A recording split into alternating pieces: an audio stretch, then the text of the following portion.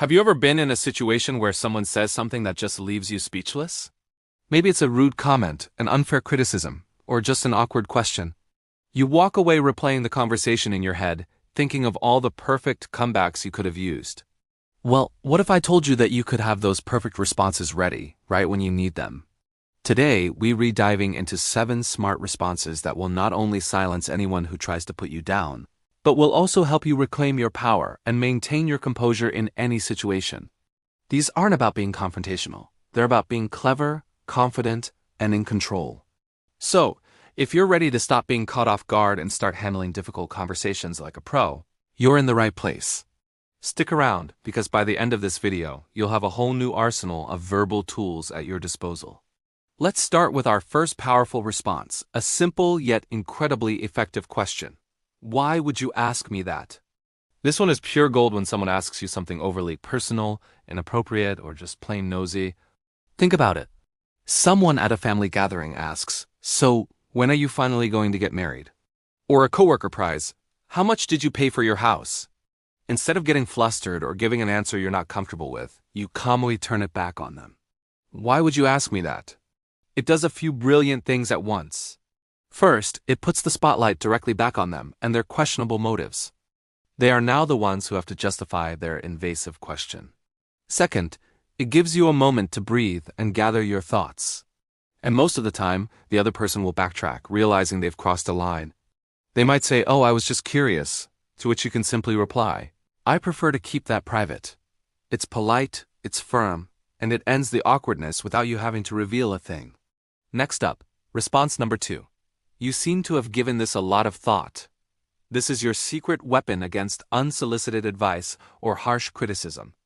Picture this: a friend, a relative, or even a stranger starts telling you everything you're doing wrong with your career, your parenting, or your life choices. They're going on, laying out their perfect plan for you. Instead of getting defensive and starting an argument, you hit them with a calm, "You seem to have given this a lot of thought." This phrase is subtly brilliant. It acknowledges their effort without actually agreeing with their opinion. You're not saying you're right, you're just observing that they've clearly been spending a lot of time thinking about your life. It often makes the other person pause and reflect on why they are so invested. It's a non-confrontational way to disarm them and signal that while you've heard them, you are not necessarily going to act on their unsolicited coaching. It's a masterclass in setting boundaries gracefully. Our third smart response is a game changer. I'll have to think about that. This is your go-to phrase when you re-put on the spot and pressure to make a quick decision or give an immediate opinion. Maybe your boss asks you to take on a huge project with a tight deadline, or a friend is trying to rope you into plans you're not sure about. The pressure is on. Instead of caving in or giving a hesitant yes that you'll later regret, you simply state, "I'll have to think about that." It's powerful because it buys you time. It shows that you are thoughtful and don't make rash decisions. It also communicates that your time and your decisions have value.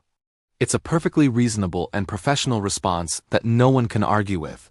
It allows you to step away, evaluate the situation without pressure, and come back with a response that is right for you, whether it's a yes, a no, or a negotiated alternative. Moving on to number 4, a beautifully simple and direct statement. "That doesn't work for me." This is for when someone's request or suggestion is just a flat-out no for you. It's clear, concise, and unapologetic. Often, we feel the need to over-explain our no. We say things like, "Oh, I'm so sorry, I can't, because I have this other thing." And then there's this, "and maybe another time, .. This just gives the other person an opportunity to try and solve your problems and pressure you into a yes. "But that doesn't work for me" is a complete sentence. You don't need to give a long list of excuses. Whether it's a social invitation you want to decline, a work task that crosses your boundaries, or a negotiation term you can't accept, this phrase communicates your position with quiet strength. It's respectful but incredibly firm, leaving very little room for argument. Let's look at our 5th response, which is perfect for dealing with backhanded compliments or subtle insults. What do you mean by that? Imagine a coworker says, "Wow, your presentation was surprisingly good." The surprisingly is the jab. Or a relative says, "You look so much better with makeup on." Ouch. Your natural instinct might be to get angry or let it slide. But both options leave you feeling bad. Instead, ask with genuine curiosity, "What do you mean by that?" This forces the other person to explain their comment. If they had malicious intent, it makes them spell out their insult, which most people are too cowardly to do. They'll likely stumble and say something like, "Oh, I just meant you did a great job." In that case, you've successfully neutralized the sting.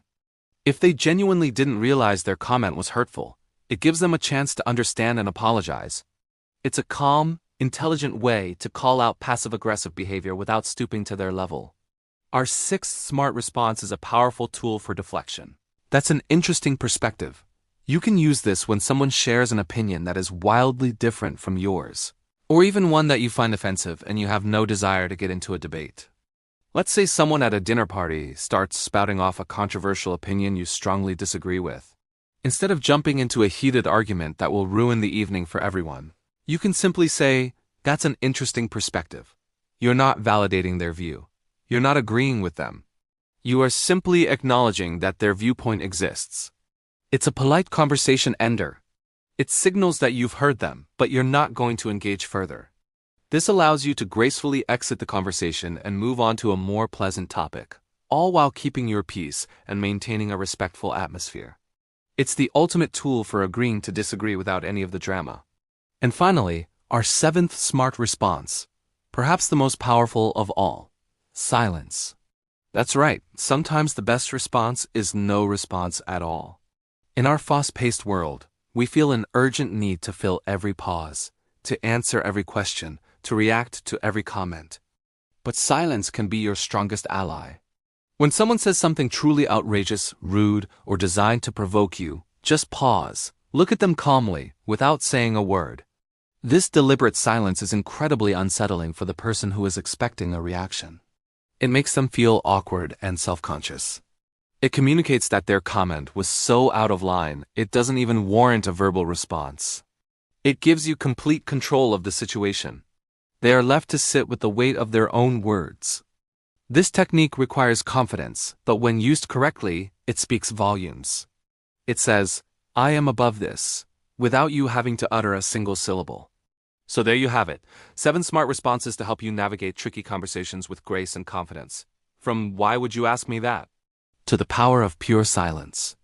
Remember, the goal isn't to win an argument or to be confrontational. The goal is to protect your peace, set healthy boundaries, and maintain your composure. These phrases are tools to help you do just that. Practice them, make them your own, and watch how your interactions change. You'll start to feel more in control and less likely to be caught off guard. Which one of these was your favorite? Let me know down in the comments, and if you have any of your own go-to phrases, share them with the community. Thank you so much for watching. If you found this helpful, please give this video a thumbs up, and don't forget to subscribe for more tips on communication and self-improvement. See you in the next one.